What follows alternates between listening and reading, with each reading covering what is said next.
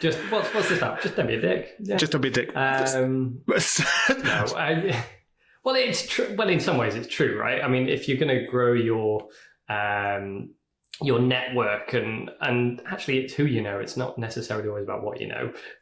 The more people you know, the more people you're in contact with. Usually, you can ask people for help or guidance or assistance or to do something for you. You know, the more people you know, the easier it is to ask them.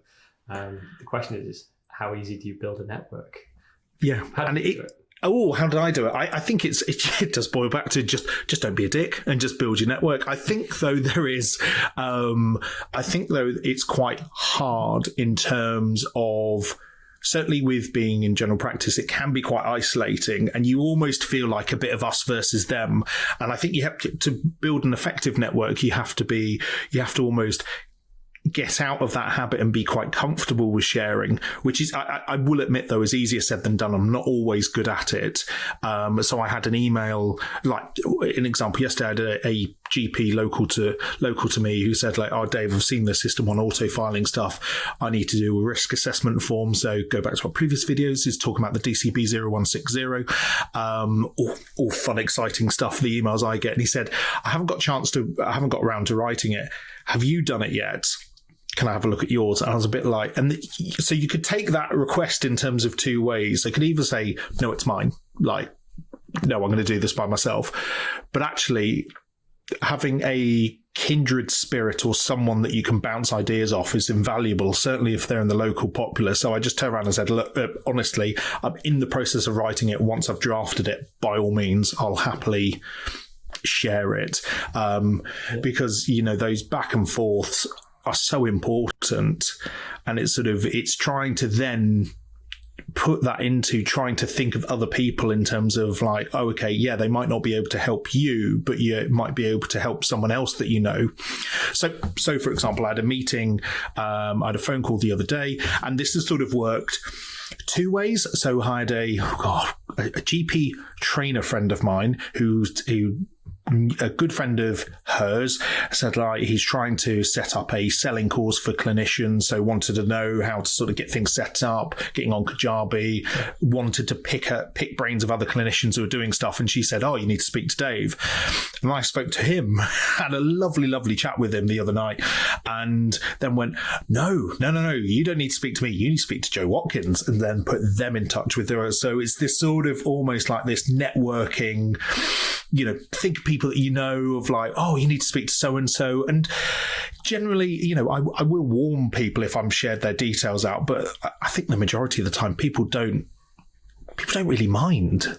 So I don't think so. I think it's part of it is, I think if you go back to like being a medical student and a trainee, you know, you get to go into all these different parts of the training programs where, you know, you go through 3 or 4 months here, 6 months there, and you get to see how different places work and operate. But most importantly, you get to see all these people. I think as a GP, that's valuable. You know, just knowing who people are in your local area. Absolutely, yeah. You know, even when you're then working as a GP, you go, oh, I need to send a referral to dermatology, but actually I worked with the dermatologist, or I remember speaking to the dermatologist when I was in the hospital. You know, and you kind of know roughly who you're trying to speak to and go. I think that makes the job easier. That part of networking. Yeah, and then you've got the other side of it where, as a GP, genuinely, you have to be a little bit interested in people and nosy about patients and trying to, and you ask them very personal questions quite a lot of the time. Yeah.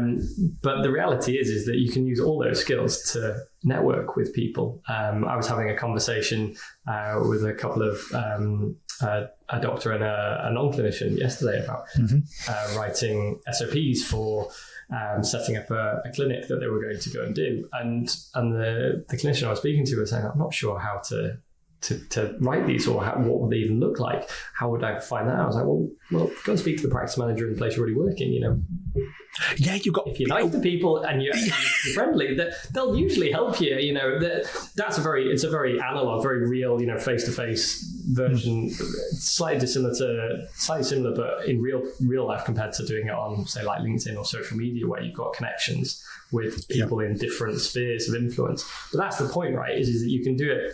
If you can do it in real life, you can also do this virtually, and that's where places like LinkedIn become really helpful for clinicians to really expand your network, because you can actually start expanding beyond just your local patch. And we go to meetings and various different things. If you've ever been to meetings, that's exactly the same thing in real life. It's just you can do this every day on LinkedIn. So it's a supercharging power. I mean, you can literally just keep adding to your network. Drip, drip, drip. And then, because I was going to say, how many LinkedIn we play a game between us about how many LinkedIn followers, and Matthew is destroying me at the moment. So what's your number at the moment? Well, over 2,500. Nice. So nice. And it's not, I mean, in the LinkedIn sphere, that's tiny. That's not a lot. So you can really expand this, and you can do it consistently. And this isn't like, if anyone's watching this, by the way, wants to join us on LinkedIn and watch some of our videos, please feel free to do. Please do. Send me a connection. I will happily say yes. And it has other benefits, right? It has massive other benefits, because I may, by the end of this year, probably be wanting to employ some people in my private clinic. Mm-hmm. Now, if I'm going to spread the word out that I'm looking to employ somebody, it costs me absolutely 0 pennies to stick posts on LinkedIn. Yeah, I'm more likely to get somebody who knows me and wants to work with me through that range than I am just a job offer in the BMJ, for example, right? They're very different ways of asking for that information or for that help.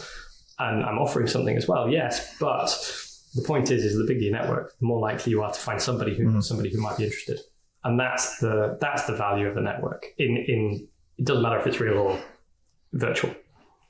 And I completely agree. And I think the bit that people get lost a bit with networking, and they feel it's quite selfish, and I would sort of implore you to. So, for example, if I saw Matthew's job advert, I might not want to do it, even though I'm in his close network. But guess what? I bet there's a couple of people that I do know who might be interested. And the benefit, say, of LinkedIn is that you can just tag them straight away. And I've done that with other job adverts. I remember there was one for a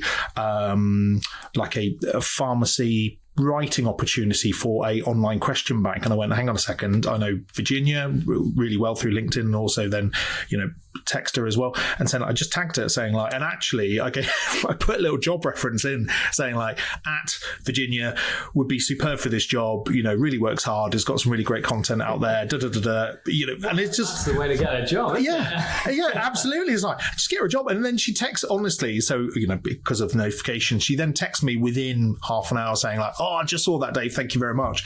And so I think there is an element of obviously building your own career, which could be interpreted as maybe a bit selfish, but I would implore you as part of this to think of others. And I think actually it's the connecting other people it brings quite a bit of joy actually as well, of sort of like saying, I'm not the right person, speak to so-and-so, because it comes back at you where people say like, oh, you need to speak to Dave, or you need to speak to Matthew, which we do all the time. We do it constantly. It's just, if that's not a question for me, please go and speak to this other person or Dave. Yeah, absolutely. So do that. So build your network. Don't think of it as being selfish, I think is probably the key point from that way. LinkedIn is a great way, but just don't forget the opportunity. Certainly if you're a medical student in training, get to know everyone in and around you. One, because it's a good practice to actually start asking those interesting questions. Not how are you today? What are you up to? What's exciting you today? What projects are you working on? And I think... Good question. And sort of like, and just it gets them talking. And then I think the caveat, the overarching one is, don't be a dick. Be nice about it. Yeah.